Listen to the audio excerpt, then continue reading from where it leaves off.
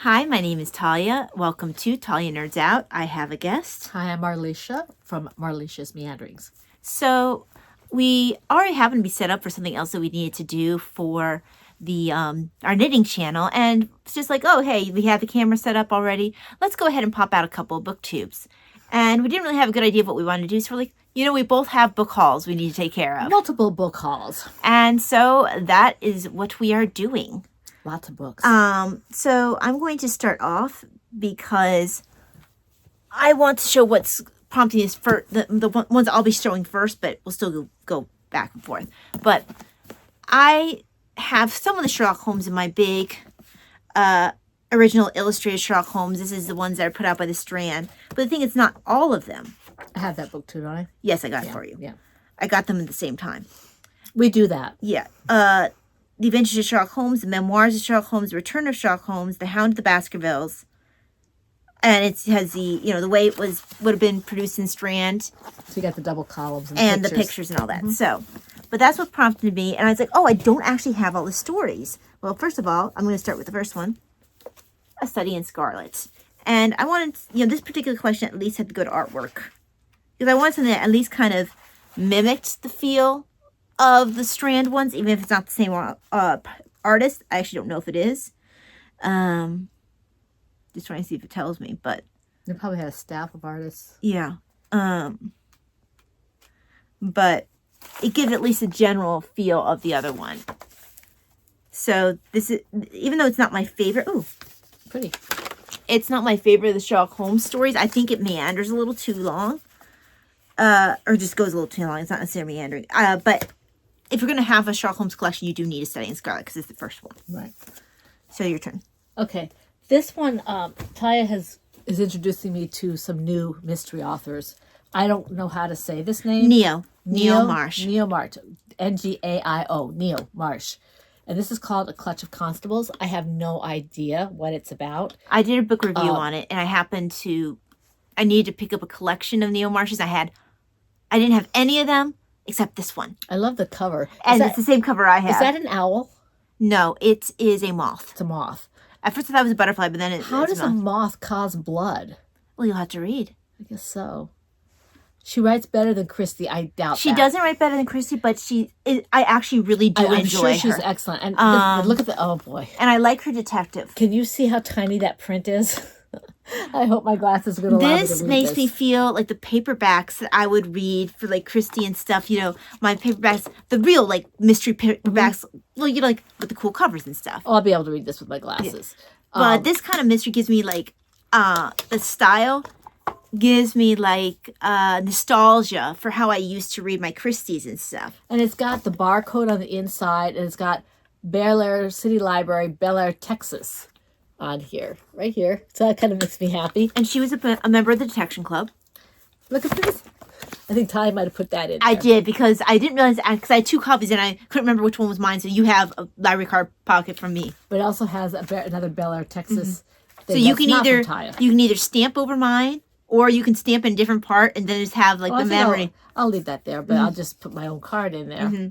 I got you library stamps. You can maybe stamp in the front with yours, so now you have more personality to it. See, the problem with me right now is I'm in transition. I'm trying to get rid of certain things so I can put books on shelves. I don't know what I have or where it's at, including my stamps. Yeah, you need to find, because I know I got you several. Even if you use your embosser and do it on the front. I tried to use that once. I had to think about how to do it. It's actually quite difficult. The way I find that I like it best is I have a bunch of stickers.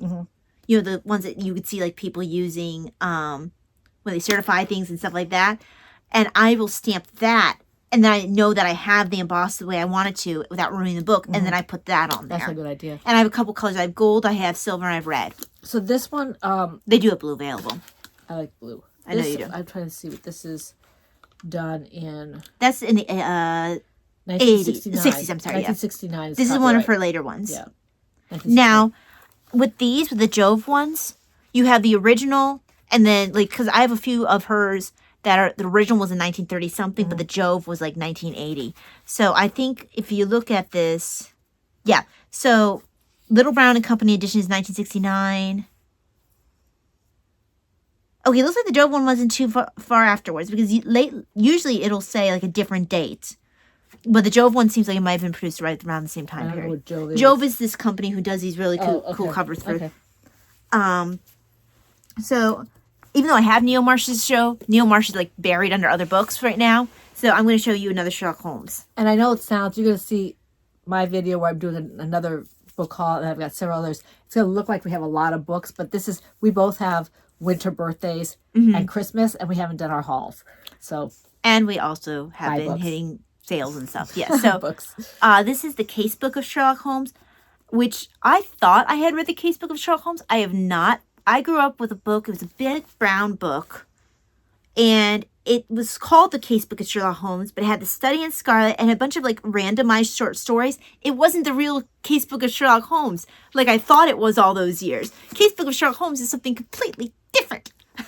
So, New book. I will be reading the actual Casebook of Sherlock Holmes. I am severely annoyed that they are actually Sherlock Holmes stories that I have not yet read because I thought I read them all. Oh, well, gee, I mean, instead of being annoyed, you could be excited that you have an adventure. Yes, I'm excited to have an adventure, but I'm annoyed because I thought I had read them all. I was lied to. You know, thinking is dangerous. Your turn. Okay, my book is another one that's new to me. It's the number one, The Adventures of Solar Pond. So it's the first one. It's called August. I guess August Derleth is the author. Yes. Now there is a story, and I'm trying to see. Here's my solar ponds. That's what I wanted to find. Regarding Sherlock Holmes, number one, The Adventures of Solar Ponds. Pulse-stopping masterpiece of suspense by the internationally acclaimed successor to Sir Arthur Conan Doyle. And that time will tell. That's a great cover. I love it. I want to know what the suit of iron has to do with it and why that man is holding a hatchet. Okay, so I have, Or an let's axe. see, this one, I think is mine with the, And the print in this is much better than the other book I had. yeah, I'm pretty sure this is my Adventures of Solar Pond. So, okay, the Solar Ponds, this was a character that came out while Conan Doyle was still alive. August Derleth was a fan of Sherlock Holmes's, and he wrote to Conan Doyle, kind of like he wanted to play with the characters, but Conan Doyle encouraged him to write his own. So he created a character who's in the Sherlock Holmes universe, by the way. Like, apparently, I don't think it's the same time period. I think it's supposed to be years after. But at least that's the way that it was explained to me by Randy Ray. But yeah, so Solar Ponds is in that universe, and he is an original character. Apparently, there are Solar Ponds societies just like there are Sherlock Holmes societies. I've never heard of him. I had it until this past time for Holmes is Where the Heart Is. Because this is what you were talking about. Autumn 1928, young August Derleth scribbles a note on his personal calendar regarding Sherlock Holmes, and without realizing it, inherits the mantle of Sir Arthur Conan Doyle. August Derleth has created Solar Ponds. Let's see. Solar Ponds. Solar, born 1880 in Prague. Public school educated, Oxford, summa cum laude, 1899. Unmarried, member Saville, Diogenes. I wonder if he knows... Remember, it's years later, though. Yeah, that's true. Athenaeum, Cliff Dwellers, Lambs. Those are all his clubs. All his clubs. Private Inquirer practice at 78 Pratt Street. This is probably his who's who. This is his biography. Yeah, 1907. you know. British intelligence, World War I, II, widely traveled, residence in New York, Chicago, Paris, Vienna, Prague, Rome, 7B, Pratt Street, London. So he's quite the traveler, quite the world. So this is my Adventures of Solar Ponds. It has regarding Sherlock Holmes in here as Is well. that the first one? Or? Yes, because it has regarding Sherlock Holmes in here. So this is different colors. Yes, and then I have this one, which it came together. The first full-length adventure, because I think the other ones must be short stories. This is the first full-length one. I don't know. Let's see. Well, they call this one the first full-length, and it says number 7. So, for those knights of Gaston and Tantalus, keepers of the flame, the Baker Street irregulars. That's who they're dedicated to regarding Solar Pond. that's his bio. Then I have, there's the Adventures. That's regarding Sherlock Holmes.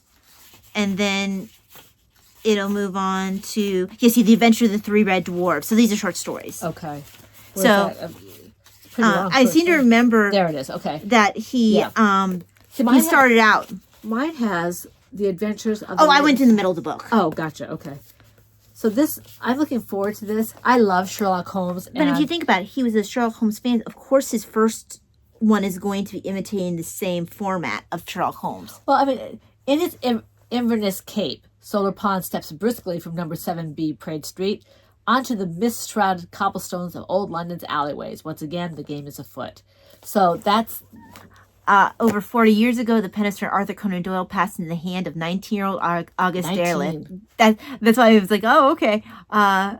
With superb craftsmanship and Holmesian fervor, the young author created the character Solar Pons. Out of his creation, Derleth wrote, Solar Pons came into being out of Sherlock Holmes. Solar Pons is Sherlock Holmes. At his death in 1971, Derleth had published over 130 books, including 6 complete collections of Solar Pond's adventures. I'm going to have to look deeper From what I into it. understand, the character grew and developed really into his own. Well, it sounds like, I mean, Sherlock Holmes was simply a detective. Mm-hmm. I mean, he did do international stuff, you know, with the houses and all that. But this guy was in World War I, World War II. He was in British intelligence. Well, he was a different era. He was a different era. So this is, I'm looking forward to this because I love Sherlock Holmes. And this, it seems like something that will be right up my alley. Mm-hmm. So I have 2 of them, and they came together. So that was kind of a dual show and tell. Okay, now you did, I have, everything else I have is like classics and these. I do have the one by... Well, here, let me show. It looks like I might have more than you, so let me show the rest of my Sherlocks. So since we're in the Sherlock Holmes kind of feel, got The Valley of Fear, which I don't remember this one. I know you didn't remember it when I had. I love the type for the... Oh, yeah, the typing here is great. Look at this. I can read this without my And glasses. it's the same one who does... Like, I tried to get them all like this, but I wasn't able to. This is my Study in Scarlet like this. This exclusive Book of the Month Club. Yeah, so whoever... It was... And so they probably have this on the front. Yes. Yes. Let's see. Machiavelli. Ooh, he's got ciphers in here. Can you see the cipher in the box? So I don't remember Valley of Fear. I now kind of remember the title, and I also have The Sign of the Four, which I vaguely remember. That's a good one. And I know I've never read The Last Bow. No, I haven't read that either. This is typical Holmes. I believe, let's see. I'm inclined to think, said I should do so, Sherlock Holmes remarked impatiently. I believe I am one of the most long-suffering of mortals, but I'll admit that I was annoyed at the sardonic interruption. I love Sherlock Holmes. And there's a reason why he has only one friend. Although he does have a couple of police officers that he does get along with. I don't mean Lestrade. I mean, there's a couple of younger Lestrade guys. does, but there's also the one who was one of the irregulars at one time. Yeah, he's a younger guy. And there's another one as well. And there's one that he thinks is a good officer. Yeah. So Which he has more than a lot of times shows up in any other media because Holmes has more to him than what a lot of media shows for him. But all right, I've got a few of these British Library classics. Now these two are by John Dixon Carr, and he's one of your detection club people. Yes, he is. And I haven't read. He's actually American. Yes, and I haven't read anything by him yet. This one, I love the covers on these. This is It Walks by Night, a Paris Mystery, John Dixon Carr. Isn't that a beautiful And cover? I have that edition of it. I don't know what these are about. I just picked up a whole bunch of them when they went on sale. Well, that's how I pretty much pick up my British Library crime classics. And I am going to show this. I printed out. I'm not finished yet. Okay. You have to wait till I'm finished. Okay. Okay. Okay. This is the one. This one's set in Paris. I guess he sets his in cities because this Castle Skull is a Rhineland mystery. Well, this is something that British Library Crime Classics will do, where they'll say of this mystery, of that mystery. That isn't necessarily how John Dixon Carr. Oh, because this one says Paris. It's in Well, Paris. no, I mean it is in Paris, but I mean like he wouldn't have necessarily emphasized that it was a Paris mystery. right. He wouldn't have necessarily emphasized that. This does take care. This does go in Rhineland. Yeah, I'm just saying like it's just because it's where it takes part because I think he has a French detective at the beginning. It's the same. It's Henri. Yeah, I was gonna say, I thought he had a French detective. Henri Ben Coulon? I'm not sure. Ben Coulon? I'm not sure. Inspector Ben Coulon. Because I haven't actually. I started reading Castle Skull, but my Castle Skull is quite a bit smaller, and the type's a little bit small, so Right. I haven't gotten through it yet. And as it turns out, Walks by Night is before that, so I wanted to do that first. This is 1st? Okay, I'll do this one first. I'm pretty sure that's the first one. But this, I've got so many of these mysteries to read because I love mysteries. They're my comfort go-to, even more than fantasy, because there's just something about them. And if I have anything to kind of supplement Holmes and Christie, that'll be good. I've heard them described as soft-boiled mysteries, Okay, cool. which is kind of a fun way to put it. Yeah. I don't know if that's official, but I've heard them described as that. I left my thing over there. That's fine. What I created, and I'm printing out for Mom as well, is because I have already a Storygraph challenge that I'm keeping updated. Every time British Library Crime Classics releases a new one, I update it. So it's constantly up to date. So people know how many they've read, and they have the most recent list because I'm obsessive like that. I also, because it can be very easy to pick up doubles. Some of the ones Mom has is because I picked up doubles. But I tried to alphabetize, and I have where you can circle Kindle, paperback, or hardcover, so you know what you have, who the author is. Cool. I don't always, there's a couple where I've alphabetized slightly wrong, because, the list is huge. I have a ton of pages here. And there's some space to write them in. If I get that many written in, at that point, I'm going to, type it up. Yeah. And, we alphabetize. But, yeah, so I know, some of them, I just love the titles, like Mr. Pottermack's Oversight. You don't have a place to show when you started reading them, or? No, because this isn't for me. This isn't about keeping track when I read them. That's what my book journal's for, or what Storygraph is for. This is literally so I can go did I buy that book? Oh, yes, I did buy that book. And I need that. You have it. I printed it out for you. So, just because there are so many of them, and not all of them, there was at least one that had 2 different covers. Okay, but I have, like I said, I have a few of these, but now they're single authors. They're not. I only had 2 of John Dixon Carr. This one is The Body in the Dumb River. It's a Yorkshire mystery, as you said. It's by George Bellars, and this takes place, I suppose, in Yorkshire, since it's a Yorkshire mystery. Isn't that a pretty cover? Yes, I love it. I pulled mine out too because I picked mine up as well. I got mine as a free credit, and I said, "Hey, Mom, it's a really good price. You might want to pick it up now." And besides, it's The Body in the Dumb River. I love the fact the Dumb River. Detective Little John. Is it Superintendent Little John? Is it a river that is unable to speak? Insulting the river. It cannot bubble. It can't bubble like a brook. And I love that. They work with Poison Pen Press, even though it's the British Library of Crime Classics. Near Ely. I wonder where it says... Ely? Ely, yeah. It's just Yorkshire home. This will be fun. Mom, it is silent. He's clearly dumped in the usually silent, dumb river. Yeah, okay. I still like to think that they're calling the river now names. I want this one. I don't know if it's actually a book. It says The Dales. But Lner, I'm not sure it's by Liner. There's no vowel in there except the E. Is that an actual name? I don't know. I have to look it up. Because look at the cover on it. It's pretty. I want the cover. I want the book. Okay. So, because these shouldn't be too hard to read. The print is really good. There's only not even 200 pages. Yeah, some can be really thick, but this one's a good length. This was a little. I stand corrected. This is 210 pages. I have another Bellairs to show because it just happened to be here. So this one is. Surfeit. I never know how to pronounce that word. Surfeit of Suspects. I like that cover. And that's these books. They feel nice. They do. And see, they got Old Country Town. I'm not sure they're actually books. It might be like postcard type things. I don't know.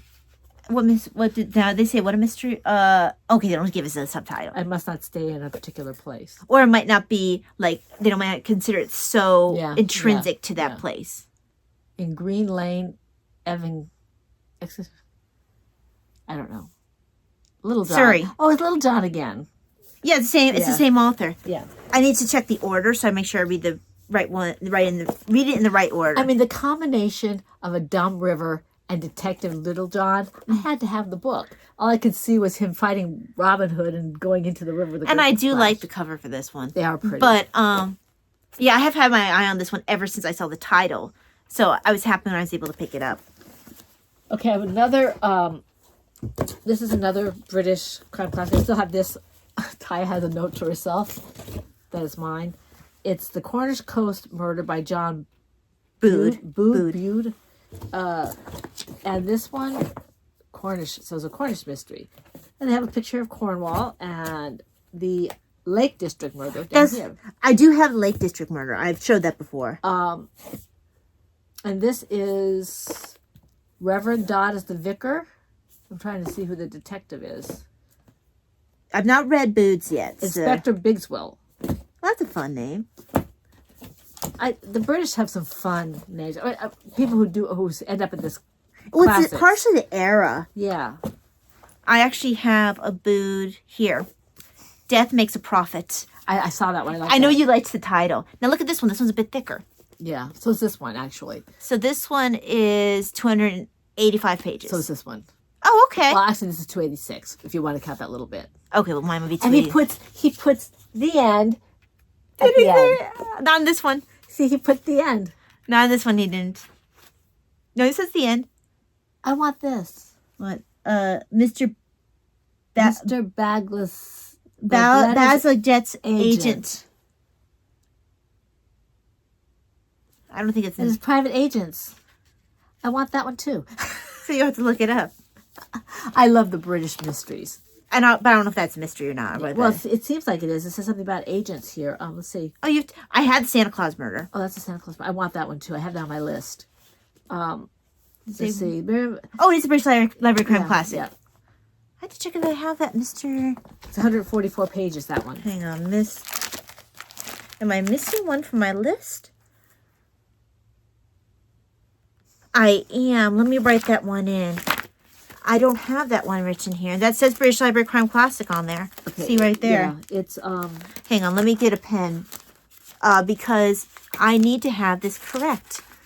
And then I need to update the... Let go. Oh, might help if I grab the paper instead. The cover looks like this. The one that we were looking at with the Santa Claus murder. This is not the cover. No, that's not the cover I have either. Can you see that? I can't tell. It's not a very good cover for it. It's not the one that I have. Okay, so I don't care for that one. Mr. B-A-Z A-L G-E T-T-E apostrophe S. Okay. Agent. How did that slip past? They're not really good about keeping their list up to date online. And a lot of times I'm finding these things by accident. And then I'm having... Oh, who's the author?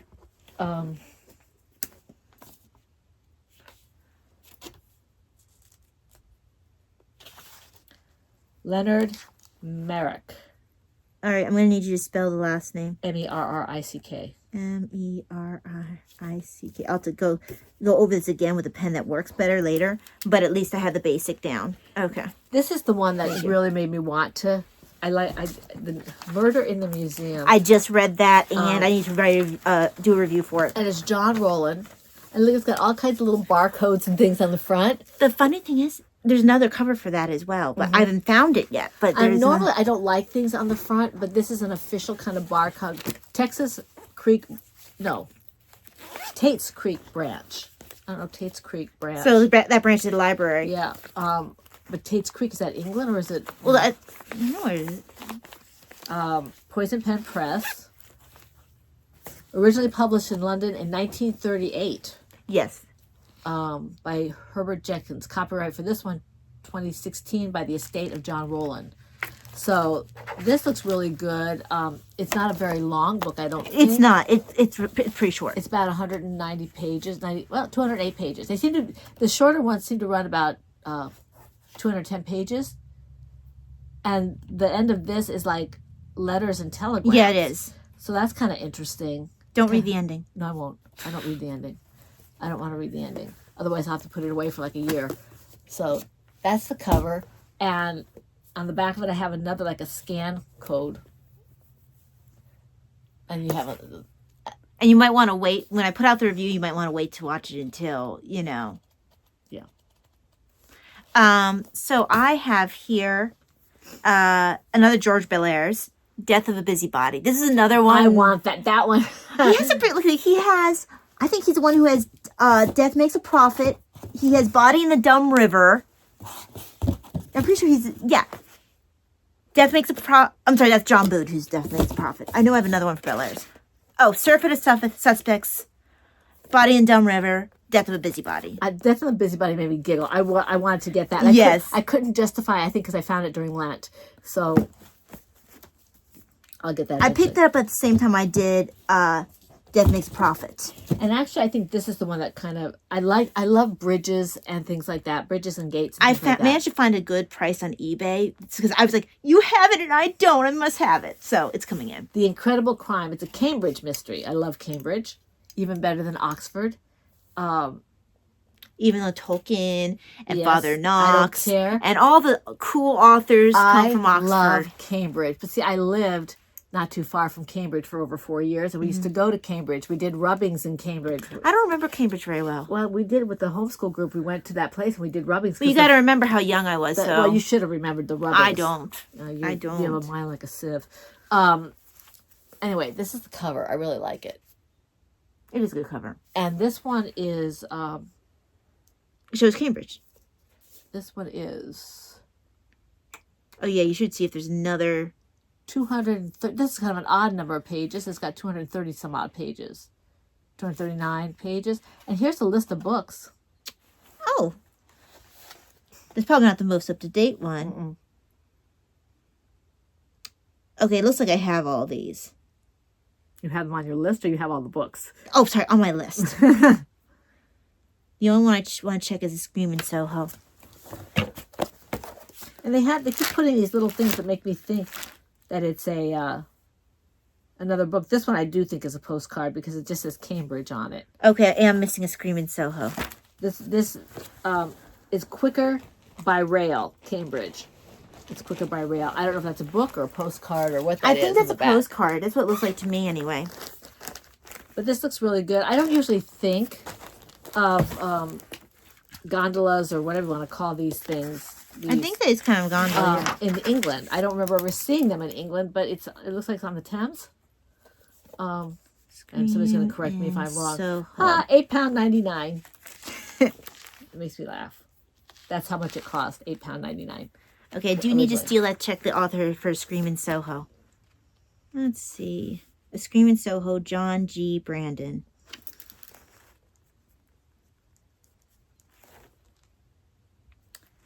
I wasn't expecting to be updating my list right now, but a lot of the rest of these seem familiar. Not during the podcast. Meh. Okay. Is it my turn or yours? My turn. You were just showing your Cambridge mystery. Yeah, all the rest of the mysteries I have are Elizabeth Peters, but if she has a lot of books, I'll show them separately. So, then I have, let me separate these. Eventually, I'm going to have to get the one I'm missing with this. I only have it on Kindle. Kindle? Kindle. So, I have, I'm going to show, I can show these together because I do have more mysteries than you. So, I have Murder Underground by Mavis Dorial Hay and Death on the Cherwell by Mavis Dorial Hay. I had this one first because it actually made me think of Nancy Drew and the way it sounded. But then I found out this one came before. And I'm like, oh, I should actually read this one first. Yeah. So I do have some of hers that I was looking at the books and I'm like, oh, I want some of those. Mm-hmm. Does she do the Santa Claus mystery? I think the first one is the snake, the crocodile, and the dog. And this is in no specific order. Yeah. I read her first one. What was it? Snake in the Desert? Or no, Crocodile in the Sandbank. That's it. Crocodile in the Sandbank. So I like the cover for this one. Although these were good covers. That's part of why I picked up this collection from Mom. You can see this. Because it was a pretty cool collection. And The print is decent. It's what It's a typical it's what I paperback. expect from paperback. It's better than that one paperback I showed the first one around, and I have to be careful. It looks like the pages are. Oh yeah. On Now this that one. is always a risk when you pick these up. Daddy might be able to help it. It's got a map. Well, a lot of times he'll tell you he can't fix these kind of paperbacks. What I would do with this one, honestly, is I get a rubber band when I'm not reading it, and that's just the risk you run when you get these older paperbacks. Yeah.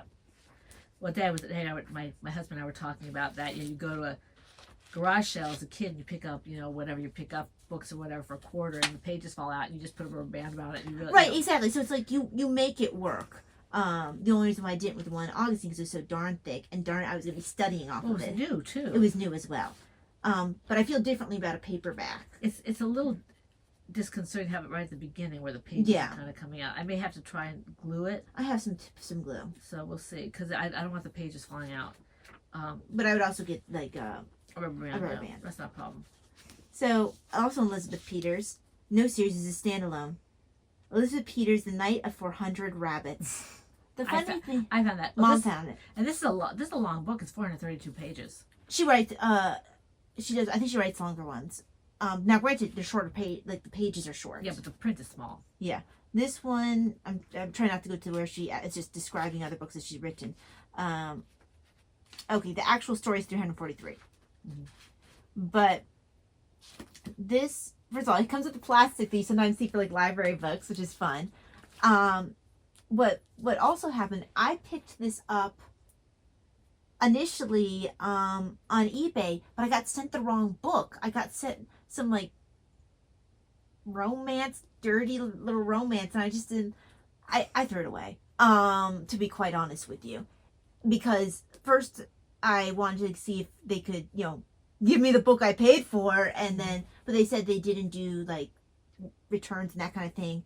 So they let me have my refund, keep the book that I didn't want, and so I threw away that, and I ended up picking up this at Thrift Books. It doesn't look like Amelia's friend is going to be in this. Her husband's in it, but it doesn't look like her. Her friend's not always in it. I know the second one, her friend was Yeah. only there very briefly Yeah. because I think at the end of the first book, Well, her Eden sister, said, actually her sister-in-law, because they Yeah. married the brothers. yeah, I think at the end of the last book, if I decide I get tired of this plastic, I can take it off. At the end of the first book, it says something to the effect of, her sister-in-law and brother-in-law, they're a lot more stationary because they have a bunch of kids. Yeah. Now, the next Elizabeth Peters that I have is called He Shall Thunder in the Sky. Now, not all of them are Amelia Peabody, so Yeah. I don't know which is. This one is, Emerson is her husband, Amelia Mhm. Peabody. I guess this takes place in the Suez Canal area. Mhm. I love the covers of these. Oh, this is also. I'm trying to remember. No, she's not Detection Club. I was trying to think about if she was or not. No, And she's this one's almost 500 pages. This one's almost 500 pages. And here's a picture of Elizabeth Peters in full Elizabeth Peters Egyptian. Yes, because Barbara Mertz, which is her real name, she was actually an Egyptologist. I have her book, Red Land, Black Land. But from what I understand, it was just hard for her to break in as a woman during that era, so she ended up doing more of the detective fiction. Elizabeth Peters was born and brought up in Illinois and earned her PhD in Egyptology from the University of Chicago's famed Oriental Institute. She was named Grand Master at the inaugural Anthony Awards in 1986, Grand Master by the Mystery Writers of America. Okay. As far as I know, she's only written Red Land, Black Land in her home name, but she might have more that I'm not familiar She's with. not very far away from us. She's in Frederick, Maryland, with 6 cats and 2 dogs, and a partridge in a pear tree. Okay. So then for me, back to British Library Crime Classic, Someone from the Past, a London Mystery by Margot Bennett. That's a pretty cover, too. I love the feel of the covers. This one kind of feels a little bit more generic to me. It does. It's a little smooth. It doesn't have that satiny. No, I don't mean the feel. I mean the the cover cover. itself, The look yeah. of the cover It is a looks little bit more modern. generic to It's me. more modern. Yeah. I wouldn't have gone, ooh, cover for that. Elizabeth Peters, an Amelia Peabody mystery, Seeing a Large Cat. So I saw this one come up on Kindle. I went to see if I already had it. I do. I have it. It looks like she stays pretty thick, it looks like. Yeah. For a book. I'm trying to see if this is also. It says Amelia Peabody. I wanted to see if the other girl was in there, but I think if she is, she's probably going to be mostly it kind of like in periphery, or like you might see at the beginning or at the end kind of thing. this one's actually a little shorter. This is only 414 pages. Oh dear. And my goodness, it's very short. I feel gypped. Okay. And for her, you might need to look up Books in Order, Elizabeth Peters, and then you'll be able to see when they were released. Then I've got Josephine Bell, The Port of London Murders. Oh, that's pretty. I like that. I do like this one better than the other London one. Yeah. I like the colors in it. Mm-hmm. Okay. My next Elizabeth Peters is. It's fun. This one is called The Hippopotamus Pool. Another Amelia Peabody. Yeah, I think they were mostly Peabodys, but there are one or two of the other of another character. This is with her husband Radcliffe. Yeah, Radcliffe's usually With her. yeah, although she always calls him Emerson. No one calls him Radcliffe. No, I said Emerson Radcliffe. Yeah. So No, I'm sorry, she calls him Radcliffe.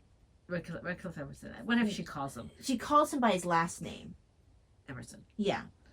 So this is really fun. Because I remember she thought it was funny when she found out what his first name was, because he doesn't look like a Radcliffe. Radcliffe sounds like a last name.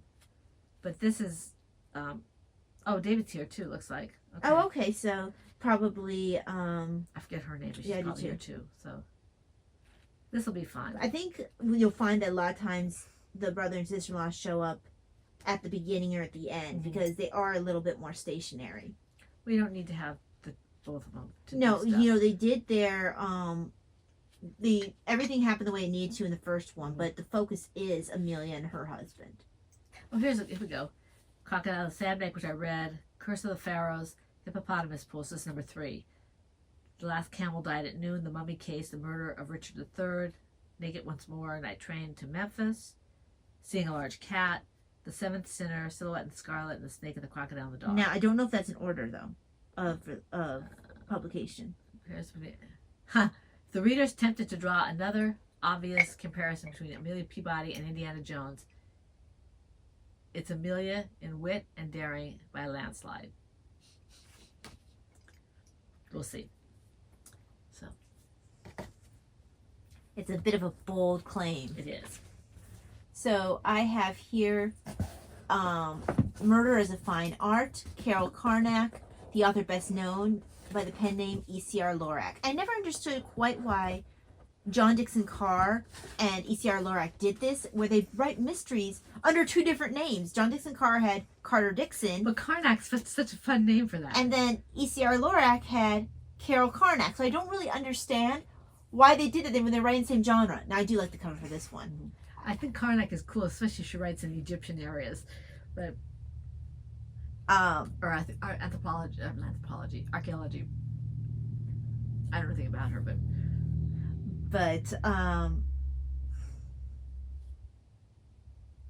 yeah, this is there was, I remember when I read the description on, I think it was on the website, it was the character was like, oh, this piece of art is terrible, although it's disappointed that wasn't what got destroyed or something like that.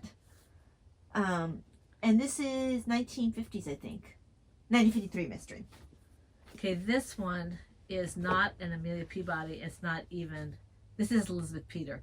It's a Vicky Bliss mystery. It's the first one. Oh, good. At least you had the first Yeah. one. And it says a writer so popular the public library needs to keep her books under lock and key. That's the Washington Post. They never held back. It was like, this is the greatest thing ever. That's the cover. They did do. I love older covers. Borrower of the Night. I'm not sure why it's called Borrower of the Night. I guess you'll find out. I will find out.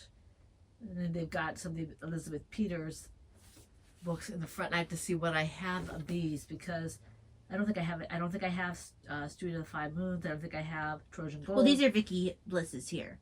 This is Amelia Peabody. Okay. I don't. No, I do have that. I got that one. That one was new Yeah. at the time of this publication. Yeah. And then these are 2 other Vicky Blisses. So this is cool, and these tend to be a little shorter, I think. This was 322. Oh, is that all? Only 322. Let's see. This one feels shorter too. I have Neil Marsh's here. So I don't have them in the proper order or anything. But I have here Death and Ecstasy. A lot of mine I find that I'm picking up from the same seller. Mm-hmm. So I think he kind of keeps an eye on me. And things he has is marked as good, but they're in pretty good shape. I mean, you always have to be careful when it's marked good. But, you know, when you're picking up a used paperback, even when you're buying a used bookstore. That one smells good. Yeah, even when you buy a used paperback in a used bookstore, you know that you're taking a chance. And you know just to, you know, expect it to maybe fall apart. Possibly. Be prepared to rubber band it. I don't want all the pages falling apart. No, but I mean, you kind of expect it when you're buying a used book, used paperback particularly. So especially these older ones like this. But I like the cover. I chose my Neil Marshes a lot of times for the cover. That's the one where I've been very cover specific for hers. I'll show another one, and then you can, because I have several.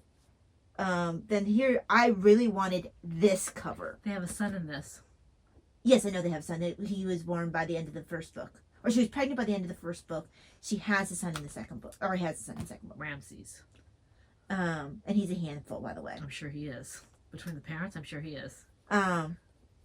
But this one here, I like the detective, Neil Marsh's detective. Besides the fact that I love this cover, I love this title, I had to have this cover.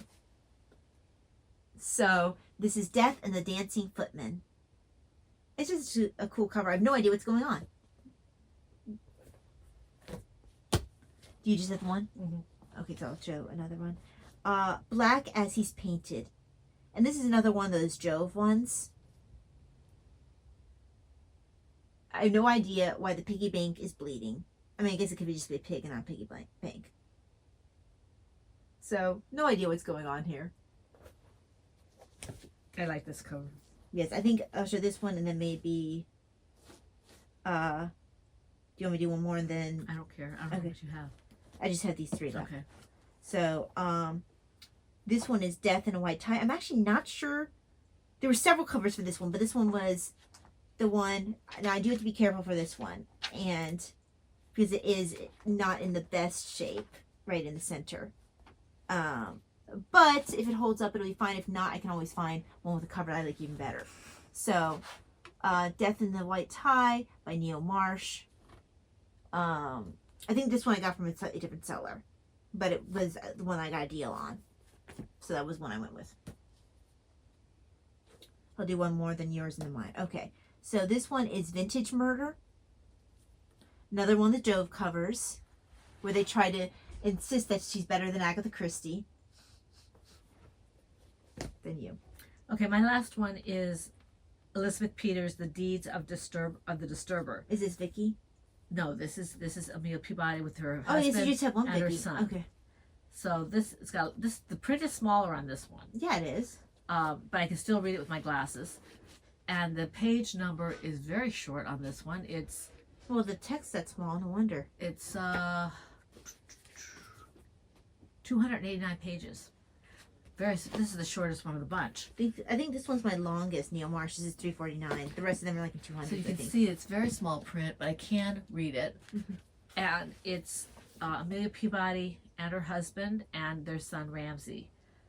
So I don't know how old Ramses is in this, but I'm looking forward to reading this. I love these kind of books because, like this one, for example, I could see like grabbing this during the summer. Mm-hmm. Just like you could stick this in your back pocket, climb a tree.